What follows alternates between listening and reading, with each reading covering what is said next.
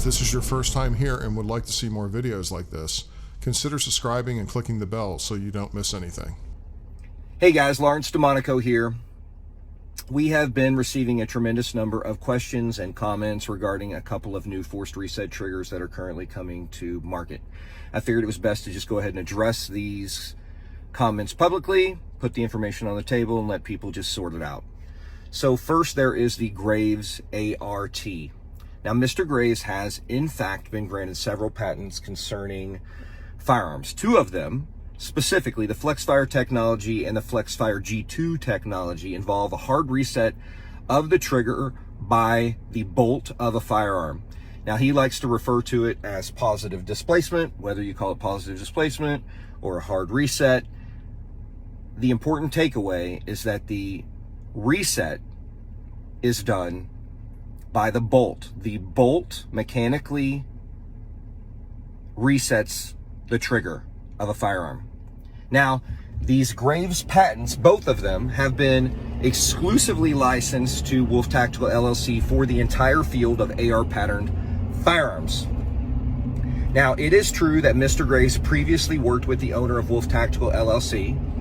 That said, the owner of Wolf Tactical LLC independently applied for and was granted a patent titled Firearm Trigger Mechanism for the hammer resetting the trigger in conjunction with having a locking device. Now, when examining this patent application, the United States Patent and Trademark Office considered the Graves patents, but determined that this specific patent application was new and distinct. Therefore, the invention was granted a patent. Now, Rare Breed Triggers purchased this patent from Wolf Tactical LLC. Now, the Graves patents, the FlexFire technology and the FlexFire G2 technology, are not related and do not have any connection to a drop-in trigger assembly or to the patent we purchased. Rather, his patents are centered around using a bolt to directly contact a trigger and reset that trigger. But keep in mind, Mr. Graves no longer has any rights to either of these patents for the AR platform, as he's entered into an exclusive agreement granting the rights for both of those patents to Wolf Tactical. Now, we haven't seen the ART in person yet, but we do believe there is a high likelihood that it will infringe on our patent. And if it does, we will pursue that to the fullest extent of the law. Now, I'm a firm believer that words matter, dates matter, details matter. So I have written down a timeline that I think is important, and I am going to share with everyone. All right. Now, September 11th of 2014, Thomas Graves applied for the FlexFire technology patent. Now, it claims, among other things, rigid mechanical contact between the bolt and the trigger. This patent was approved on February 14th of 2017. Now, in this patent application, he specifically refers to a striker-fired mechanism in the claims and drawing. Now, this is important to note. Striker-fired.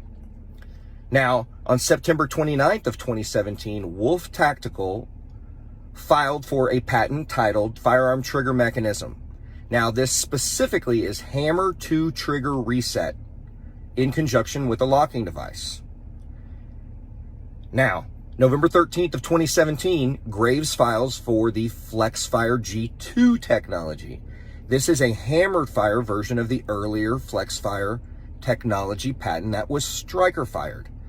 So once again, it is important to note that it is a rigid mechanical contact between the bolt and the trigger, but was previously for a striker fired mechanism. Now it is for a hammer fired mechanism. But both of these require rigid mechanical contact between the bolt and the trigger. Now, January 31st of 2018, Wolf Tactical exclusively licensed the Graves FlexFire technology and FlexFire G2 technology patents for the AR platform. At this point, Thomas Graves no longer had any rights whatsoever to the FlexFire technology or the FlexFire G2 technology patents for the AR platform. On April 10th of 2018, Graves is granted the FlexFire G2 technology patent, but keep in mind, it was already exclusively licensed to Wolf Tactical. Now, December 24th of 2019, Wolf Tactical is granted the patent titled Firearm Trigger Mechanism, where the hammer resets the trigger in conjunction with having a locking device. The important takeaway here is for the FlexFire technology and the FlexFire G2 technology, the bolt has rigid mechanical contact with the trigger. In the Wolf Tactical Firearm Trigger Mechanism patent, the hammer resets the trigger in conjunction with having a locking device. Now, on May 7th of 2020, Rare Breed Triggers purchased this patent, the Firearm Trigger Mechanism patent, from Wolf Tactical LLC. Now, we will post that timeline in the first comment of this video so you guys can read it for yourself. Now, I will go ahead and address the other trigger that is currently coming to market. There is a trigger being manufactured by Wide Open Enterprises and being sold by Big Daddy Unlimited, or most people know them as BDU. I've seen comments suggesting that we, Rare Breed Triggers, are somehow involved or have approved this trigger. We most assuredly are not involved, and we absolutely have not approved this trigger. Now, based on a high demand for the FRT and our limited production numbers, we did not need a relationship with BDU. That said, we allowed BDU to serve as our exclusive distributor based on a very solid, long-standing relationship I have with one of their directors. Now, Wide Open Enterprises was established in May of 2021. So it appears that within just a few short months of acting as our exclusive distributor, they had begun to work on what looks like a direct knockoff of our patented trigger. Now, I'll be the first to say I haven't actually seen or touched one. But from what can be gathered from photos posted online, I feel very confident saying there is something like a 99.99999% chance that it will infringe on our patent.